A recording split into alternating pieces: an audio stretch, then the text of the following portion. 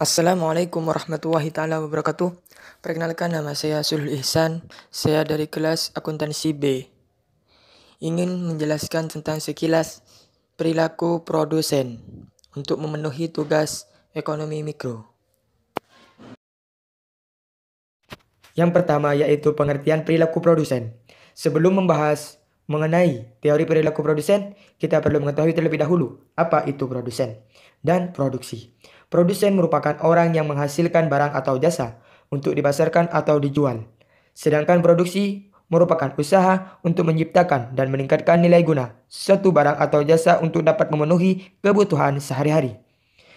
Pengertian perilaku produsen ialah suatu teori yang menjelaskan tentang bagaimana tingkah laku atau perilaku produsen dalam menghasilkan produk yang mencapai efisiensi dalam kegiatan produksinya. Produsen berusaha untuk menghasilkan produksi sebaik mungkin dengan mengatur penggunaan faktor produksi yang paling efisien.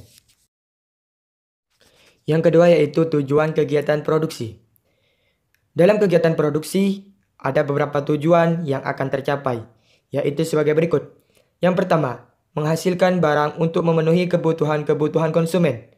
Yang kedua, mendapatkan keuntungan sebanyak mungkin. Yang ketiga, memaksimalkan sumber daya yang dimiliki. Yang keempat, meminimalkan biaya produksi. Yang kelima, memaksimalkan hasil produksi. Dan yang keenam, mencari tambahan modal. Di sini yang ketiga saya akan menjelaskan sekilas tentang jenis produk produsen. Terdapat beberapa jenis produk, di antaranya adalah sebagai berikut. Produk total. Produk total ialah faktor variabel produksi yang mengidentifikasi suatu output yang mungkin menggunakan berbagai tingkat input variabel. Produk fisik rata-rata. Produk fisik rata-rata ialah total produksi dibagi dengan jumlah unit input variabel yang digunakan. Produk fisik marginal. Produk fisik marginal dari sebuah input variabel ialah perubahan total output yang disebabkan oleh perubahan satu unit pada input variabel. Yang keempat, peran produsen. Peran penting seorang produsen adalah sebagai berikut. Produsen menjadi seorang manajer yang mengkoordinasikan faktor-faktor produksi, baik tenaga kerja, tanah, sumber daya alam, kapital atau modal, bahan baku, dan entrepreneur atau keahlian yang ada dalam masyarakat. Yang kedua, mempunyai inisiatif dan daya kreatif yang tinggi untuk berinovasi baru termasuk dalam iptek. Yang ketiga, mengambil keputusan kebijakan dalam kegiatan bisnis. Yang keempat, mampu menganalisis kondisi ekonomi secara makro yang sedang berlangsung.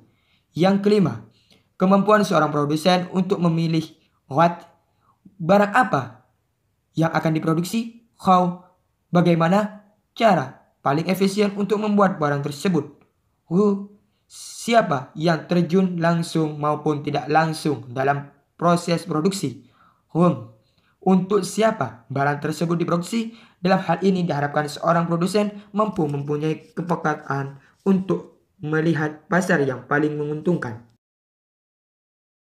Yang kelima yaitu fungsi produksi. Untuk mengetahui suatu fungsi dari produksi produsen, yaitu dengan adanya rumus Q sama dengan F kali K kali R kali R kali T. Q adalah jumlah barang yang dihasilkan. F yaitu menunjukkan hubungan antara K, L, R, dan T dengan jumlah barang yang dihasilkan. K adalah kapital atau modal. L adalah labor atau tenaga kerja. R, recursive atau sumber daya alam. T, teknologi.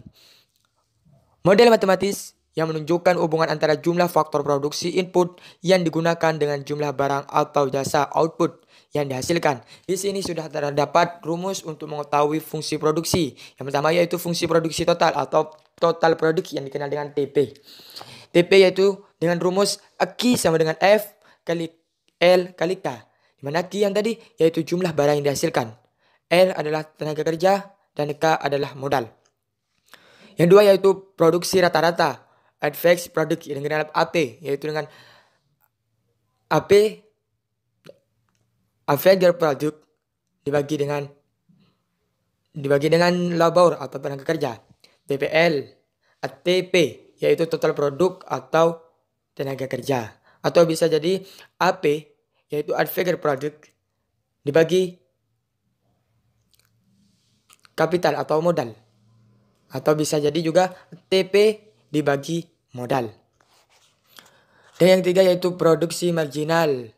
Untuk mengetahui produksi marginal atau marginal produk MP, di situ sudah tertera cara untuk mengetahui rumus-rumus dari fungsi produksi. Di sini terdapat tabel skedal fungsi produksi atau hipotensi.